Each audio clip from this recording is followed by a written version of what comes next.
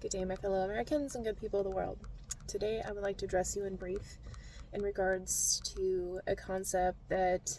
I believe America should take on in terms of how to improve our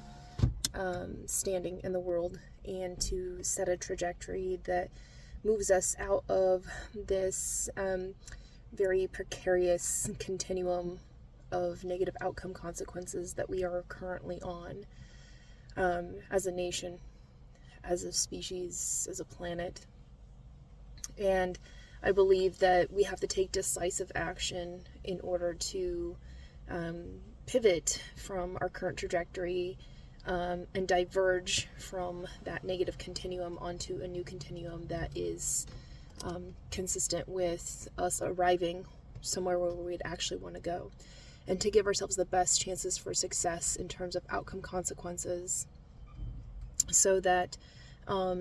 in the future we're not limited by the impounding moments of arrival of the karmatic retribution of time from our past and prior decision making that's led us to somewhere where we are constrained and confined and limited in our not only options and choices, but also in our capabilities and our opportunities. Basically, the potentialitudes in the realm of possibility will be constrained and confined based off of the actions that we take now. And so the topic to which I want to discuss in regards to how we might be able to go about taking on a different approach to what we're doing is the idea of stewardship. Stewardship, as I've talked about many times in other videos,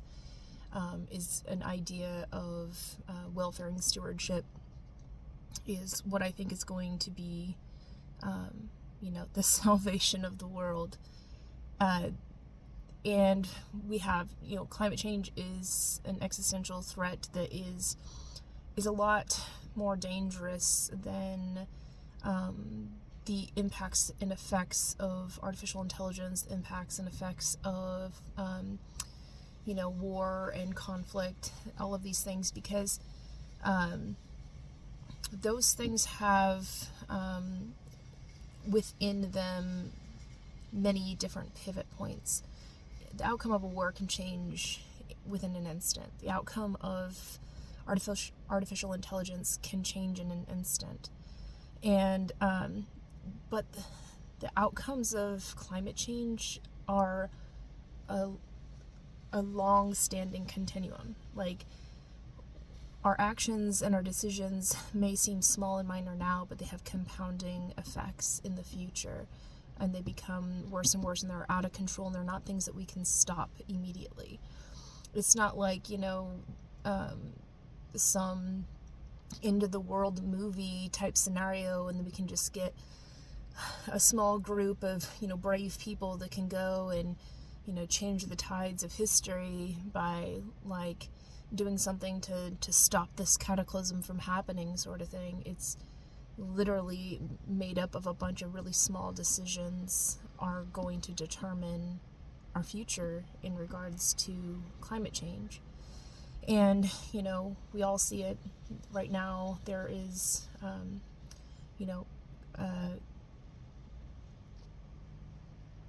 cataclysmic style events happening in weather events that are getting even more extreme. The planet itself is shifting and changing. We're getting earthquakes and tsunamis and volcanic eruptions and wildfires and massive flooding and hurricanes, and just the flooding's just ridiculous how much we get from that. It's way too much water where we don't need it to be, and then not enough water where we need it to be. And these are things that we can't really control. There's no potential for us to stop these sorts of things from happening. Even if we wanted to, would we even try? Because who knows how that's going to affect the overall outcome of things. And so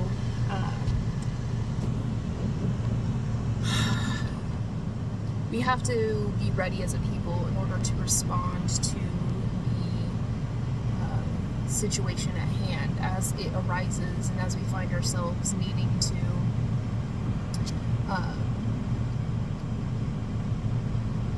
act decisively in a moment of crisis, and to have ourselves ready and prepared. If nothing trumps preparedness in an unpredictable world where, like, we can't accurately predict the future, but we can anticipate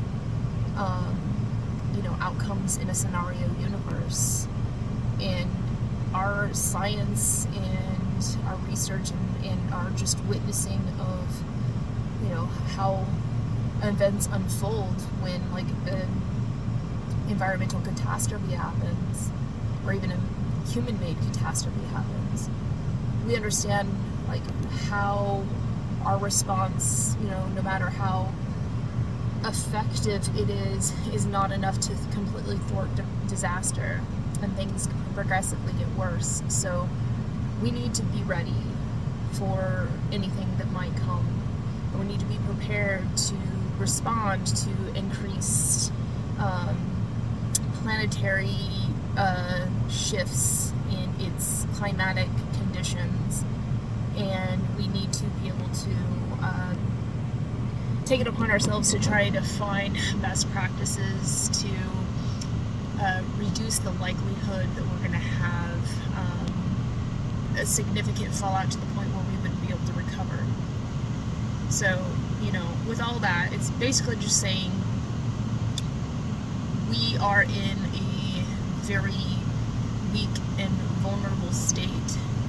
and people are not paying attention to this very dangerous threat, something to which we can make a difference on right now, and that we ought to be preparing for in the future, but nobody seems to be paying attention to it and taking it seriously enough for us to be able to make the changes in order to, thwart disaster, sort of thing. So what I'm suggesting, I would like America to take on the role of a nation of welfaring stewards, and that it becomes our responsibility, our domestic policy and our foreign policy is as such that we are trying to bring about stewardship in an ever-changing world of climate change, and to prepare ourselves for the anticipations of outcomes in a scenario universe, and to thwart those problems as best we can, reverse negative trends, and then set ourselves on a trajectory where when things happen that are beyond our control, we can still go in and salvage the situation, do our best to preserve and protect life, and then make sure that our transition back into a sense of a new normal that is prepared to say, the way things were before obviously didn't work. It was a vulnerability. We need to shore up those weaknesses and build forward in a more substantial and significant way that says, like, we have to better steward our way of life so that it can be on continuum of welfaring. And so I think that if America takes on the role of establishing a new military branch that is for the interest of securing our future, securing our national security, our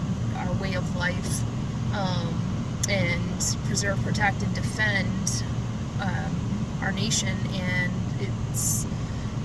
standing in the world, and its prosperity and its posterity, that we need to have a new branch of the military as a force for good, to establish stewards, the stewardship branch, and to this is where it gets controversial, and I'm sure a lot of people are going to have resistance on it, because of the thought of nobody wants to have to be forced to do something. But I'm wanting us to take it under the concept of we all have rights and responsibilities, and we all have duties and obligations, and as members of society we have to each participate and contribute to the continuum of that society so that everybody can live the good life and nobody gets left behind. But what I believe is necessary is to make it mandatory for every American to have to serve as a welfaring steward, and that service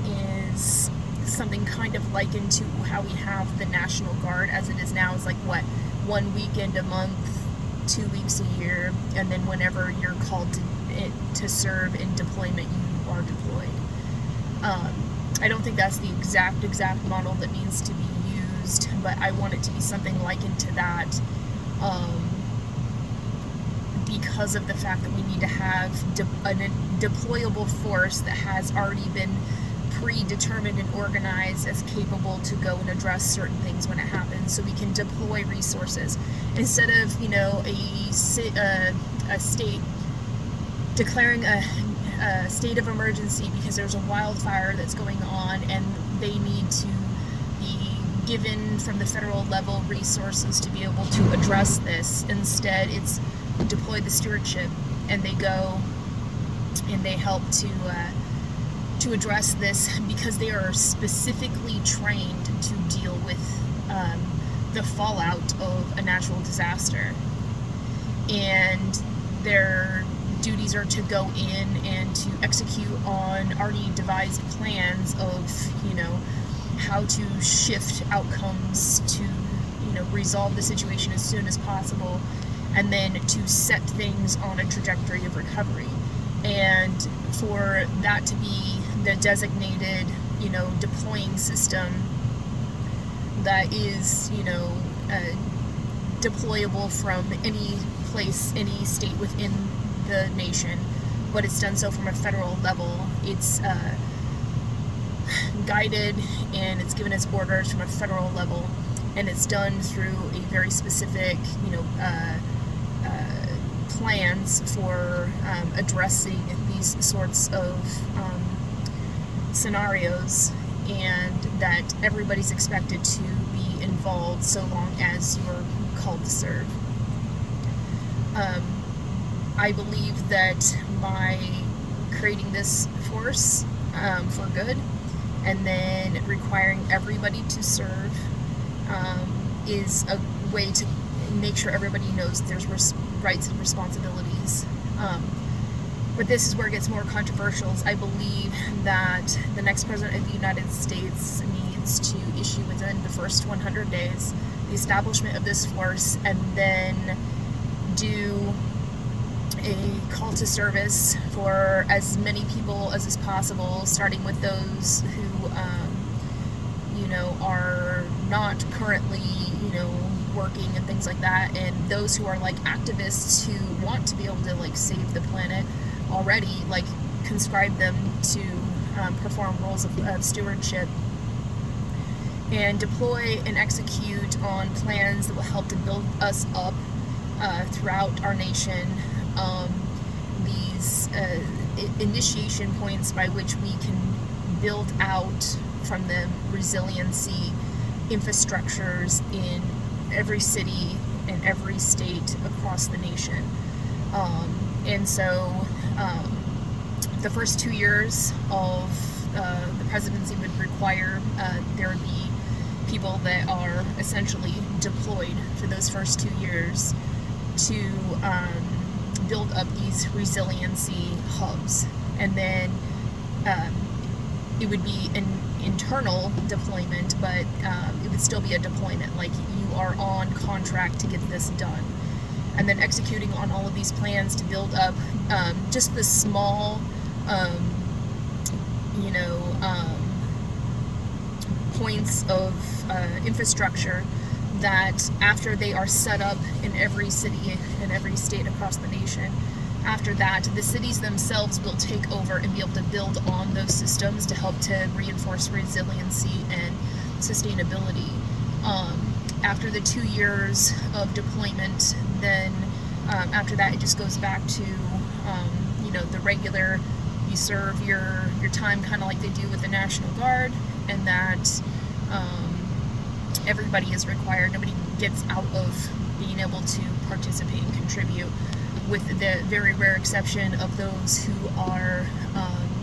alter-abled individuals that cannot be in some reasonable way accommodated to do those specific tasks. And that because the type of work that will be done will be so varied and many different opportunities, it's the likelihood that people could be served in this way is not dependent on your physical capabilities like you would be to be deployed in the actual National Guard or in another branch of the military. It's actually capitalizing on literally the talents and capabilities of people. And in return from it, of course, you are able to benefit from our stewardship. I talked about it in a prior video in terms of kind of like an employee compensation package, similar to how the military pays out people. You would be compensated in that, so it's not like you're getting nothing out of this, for your hard work and time, but you do have to be of service, and instead of leaving it to people of their own devices to do it and then not know where they're going to do it, we're taking control. And instead of leaving it to the private industry to do it because they're only seeking that which they can get an income drawn off of it, and then organizing schemas to which they can profit from the work that needs to be done instead of doing the work that's necessary, and you'll get fair compensation for it. So by taking it into the realm of stewardship as a force for good through the military, we can achieve that ends. And then we can work with a private-public partnership for those roles which are best suited for the private industry to address those things because of their built infrastructures, their capabilities, their pooling of talents, these sorts of things. And in that same regard, it could be part of those who work for that company's, call to service, and in that can be designated as part of their requirements for working for stewardship. I think that this is going to be necessary because we have to have all hands on deck, and to realize that everybody's capable to participate and contribute, and that there's no reason to not call people to serve in this way to help to build up the resilience that's necessary. And so after the initial setup, when we get these precursors for sustainable development set up, then individual cities and states can then encourage entrepreneurship in those areas from people that perhaps were even already stewards building that up, to then expand upon that, to spread the infrastructure, to grow it, to make it more of a resiliency factor, and it would be an entire auxiliary economy that could exist that isn't just about states having to worry about drawing an income from outside to get the stuff done that they need to get done. They can draw from the pool of resources of Capital Resource Agency, from their able-bodied citizens that are already there, that through the stewardship program have already been branch of military have already been trained to do this good work, and they can be called on to serve in their states in the capacities where they need to have that sort of stuff built upon to improve their resiliency, their sustainability, these sorts of things. And then by the next 2 years following the initial call, it almost would be for the first 2 years like a draft, but more on the lines of voluntary participation, and then if we can't reach the critical mass of numbers, then we would be drawing on kind of like a draft to get people to work in stewardship. The thing is that these roles are not to do harm, and they are only to help. And so I think that where people might be like, ooh, I don't like the concept of a draft and it's a military draft, it would be for stewardship. You wouldn't be expected to pick up a gun and go fight somewhere if that wasn't with your sensibilities. It's about saying everybody needs to participate and contribute to help to, save ourselves from, the impending doom of climate change destroying everything, and then we lose it all. What for? Because we didn't act, that sort of thing. So it's reasonable in my beliefs that to do something like that, only because it's like we need to call this emergency what it is, and we need to call ourselves to action to take care of it. And so we need to execute plans and schemes, and we need to be able to pool our resources in such a way to get this done. And then after that initial 2 years, then the 2 years following from that will be a matter of, okay, now that we set the initial precursors to this sustainable development for welfare and stewardship throughout the nation in this emergency call to serve, then the following 2 years is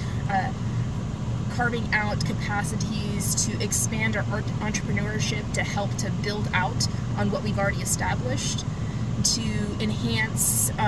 companies with a directive of a proper capitalism that says pivot your attentions and awareness away from just profit making, but you have a purpose as well. Profit off of the purpose that is a shared and common one that benefits everybody, and start developing out those innovations that will help us to become even more capable as welfaring stewards. And in that also is not just building up for ourselves, but also finding best practices, and so that we can start utilizing welfare and stewardship as our export. Our number one export in America will be welfare and stewardship. We export our capacity to build up resiliency in the domain of welfare and stewardship, and then we execute that and deploy it to other nations that need assistance to achieve that level of sustainability themselves. And then we work together in achieving best practices, and and then conforming it to the localized identity of every place where it's set up. It's like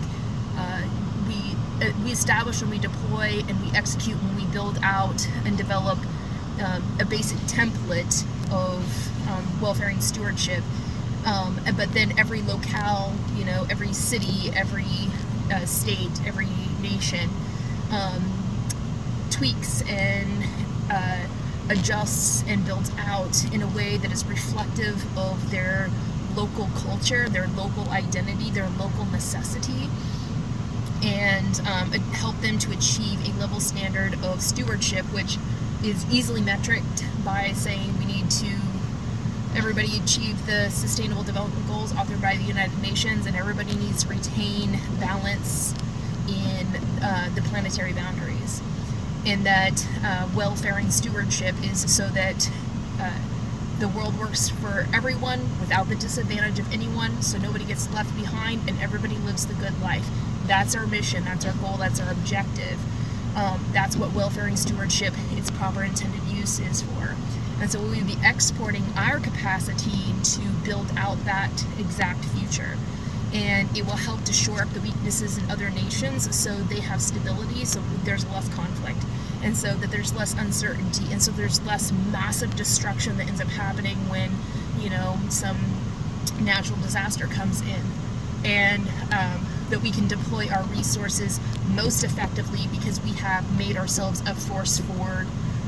deploying in these scenarios, and then we can predict in the scenario universe the likelihood of these things happening, so we can mobilize before they even happen,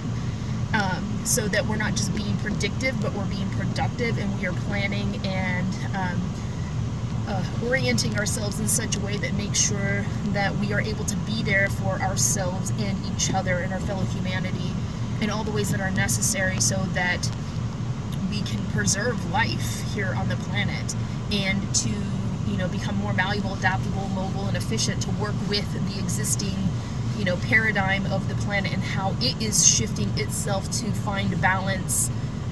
considering all the imbalances that we and human impact and human activity is making on the planet. And then to hopefully be able to start reversing those tides by creating this stewardship, objective, our proper intended use for our economy, and our force for good through the military in order to secure that, because we recognize it's a part of our national security and global security to achieve that. We end up going into the realm of needing to have, the concept that all of that comes together, and that's what we're working towards collectively. It helps us to achieve that continuum of an imperishable world peace. We're working on that all together. And we can start doing the defunding, divesting, dismantling, reimagining, and rebuilding all of our existing systems so that we can start achieving the alignments with the type of activity, human activity, that works in accord with the planet's natural systems, so that we can achieve a balance that doesn't throw things out of accord so much that we would end up actually, slowly building up, cornering into a bad outcome that would be unavoidable in the future.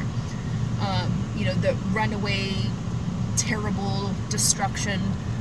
that is climate change. So we need to come back into accordance with how to achieve that balance, and that's going to take a force for good. It's going to be an economic force. It's going to be a militarization, a strategic, intentional, directly implemented and executed mission objective military force to get these sorts of things done. Economic force and government force, so a force for good within government that says we are organizing ourselves in such a way that helps us to make sure that we can achieve this, because we understand the importance of it, and we recognize the fantastic value in letting that be what we're building out in the future, because then we're making gains on a future that we don't have to worry about it leading us to scarcity and cornering us in a bad situation that we can't get out of in the future. It's opening us out to vast potential and opportunities that we can benefit from and gain from, that not only brings, yes, economic prosperity, but also brings stability. It brings peace. It gives assurance. Right now the systems are all based off of insurance. It's like we're going to capitalize on the gains of human suffering. That's what insurance is. Assurance, totally different thing. We are assuring the best possible outcome, and given in the outcomes in a scenario universe that we can predict for, and then we prepare ourselves in anticipation of what is to come, and we do what is necessary to make sure those outcomes are good and that they serve the best interest of everyone. And so, as controversial as the concept may seem, to say we need to have another branch of military, ooh, that sounds scary. No, this is a force for good. It's non-lethal. It's based off of keeping the balance and keeping the accord, and helping to promote longevity of our society and our civilization and our species, and all planetary stakeholders. It's a force for good, but it will take the challenge of the resistance of people to say that I don't want to be conscribed into the military, even if it's under stewardship, because that doesn't equate to my sensibilities. So we're going to have an entire public, domestic campaign of helping to educate people about the necessities of this, help them to understand what kind of work is going to be expected of them and what we're working towards together, and then also prove out the outcomes of our missions, to say, look what we've been able to achieve here in this small way just to start out, and now imagine what we anticipate to do to build out on that in terms of how it's going to be progressive and do incredible things.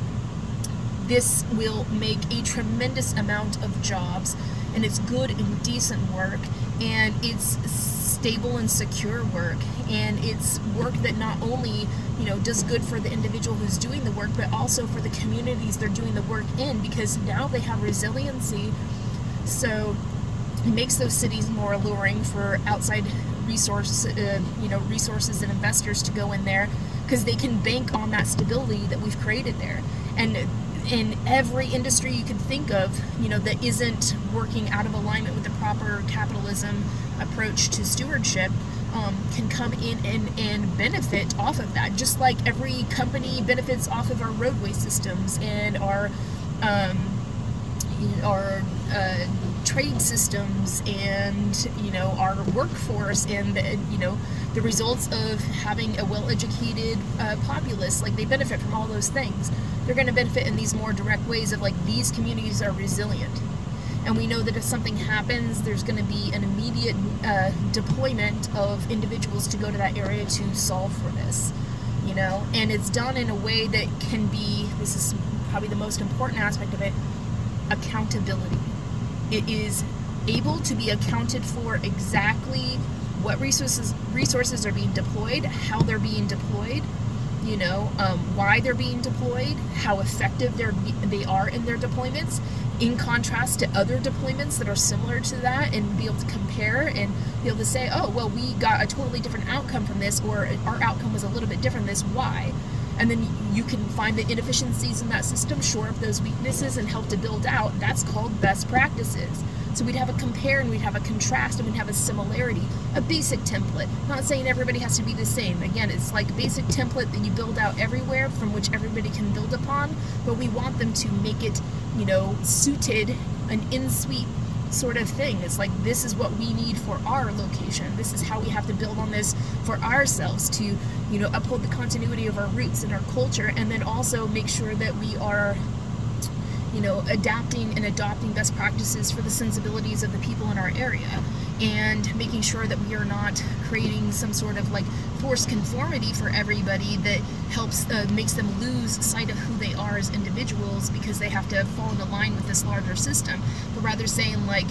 this is kind of like an extension of the basic concept of we're all human, right? We all need to survive. We all have struggles when we deal with these cataclysmic events outside of ourselves. We need help and support to be able to manage and deal with those things. These are basic common sense commonalities that we need to address for in a common, consistent manner. That way that we know across the board there's going to be that consistency, and that consistency is the basis for constancy. And that constancy is something that we can build on and we can bet on in the future. That's why companies can come and invest, because they know that there's going to be this sustainable development that has resiliency built into the system, that you don't have to worry about what you're going to do if shit hits the fan in that area, because there is a call to service, and there is this already existing infrastructure that is adaptive, mobile, efficient, responsive to the needs of now, both at the times, and anticipating that in a scenario universe, based off the fact that it's going to take time to be able to reverse the negative trends of climate change. In the meantime, we have to anticipate likely that these weather events are going to be even more extreme, and how we're going to respond to it in the most effective way possible to help to preserve and protect life and property and the continuity of our roots and our culture, and to preserve our histories, and then continuously living on a consistency and a continuum of constancy that says we are welfaring stewards. This is who we are, this is what we're about, and we're going to live conducive to that way. We're going to characterize ourselves and adopt new ways of living, systems for living that's adhering to that concept. So with that, I'll come into a conclusion of, as controversial as it may seem, I think that the most important aspect about it is to express to everybody how this is a force for good, and how much it would benefit everybody across the board in many different ways, and that if we only reasonably accept for ourselves that this is necessary work, it's good work too, and it is going to require from all of us a call to service, but it's in such a way that is compelling, and that calls upon us the better angels of our nature to say that, in a time of need, called upon to be able to help yourself and others, those you care about, and those who, you may not know directly, but they're human too. Like, you would do whatever it takes in order to save a life. And so it's working in that same realm as saying, like, this is something you can make a difference on. And the economic prosperity that will come from this, we'll have booms in jobs, we'll have, booms in economic growth. Corporations that are having a hard time struggling to, how are we going to fit into the world, in the scenario universe, if there's so many unpredictable aspects, especially the unpredictabilities of climate change. It would give them a sure edge by which they can develop on. They say, we know at the very least this is something we all are going to work towards and bet on and develop out. And so all companies, big and small, would be able to bank on that assurance. And it will help companies grow and prosper, and it will help individuals grow and prosper, because they're like, I know that I will always be able to go and serve my country and serve my nation and serve the world in this way, and I'm guaranteed I have good work, and I'll be able to achieve economic well-being in exchange for the great service of me being of service to others in the world as a welfaring steward. So there's a lot of potential in it. It's going to be a little bit of convincing the world as to, the intents and the purposes for it, the motivations behind it, our orientations within the system. People will only be able to accept it as they understand what your attitude is, your orientation is, your objective is, what your intents and purposes are. And so it's going to have to be a whole campaign of explaining that, but also the best way to explain something is to show people how it works. So as we build it out and we make it a part of our, responsibility to share this in the most transparent way possible, the good, the bad, and the ugly, because there's going to be faults, and this isn't going to be a perfect system. We're going to have to find those best practices, and we have to be willing to show our work so we can say, this is what we were going for, this is how it resulted, not exactly what we wanted. How can we pivot and adjust, shore up those weaknesses, and do it right this time? And to have everybody across the board doing that same thing, and if you're building off the same basic template, it makes it much easier to be able to say, well, given how you built out this system, we can go back to that source code and say, well, from there, if you would have built out this different way, scenario universe would have been much different, your outcomes would have been much different. Where can you go back and build, go back to the point and the link of the chain of outcomes to, the integrity point, the hinge point by which you can